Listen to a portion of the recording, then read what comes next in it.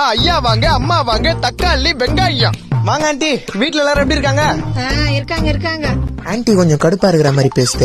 புகுந்த வீட்டுல ஏதாவது தகராறோ பெருசு பண்ற வேண்டியதுதான். ஆண்டி அடிக்கடி வெறுப்பேத்துறவங்க மாமியார் கை விளங்காம போனோமா? இன்னாங்க வெங்காயம். இல்லன்னா வளவளன்னு பேசுறவங்க மாமனார் கை வலிச்சுன்னு போனோமா? இன்னாங்க வெண்டைக்கா. அப்ப 5 கிலோ வெங்காயம் கொடுப்பா. இருங்க ஒரே முட்டை 5 கிலோ கேக்குறீங்க? அல்பாயுஸ்ல போயிட்டு போறாங்க மாமியாரு. அளவுக்கு மீறினால் அமுதமும் நஞ்சு. இந்த வாங்கிட்டு போங்க கொத்தாரக்கா பிஞ்சி.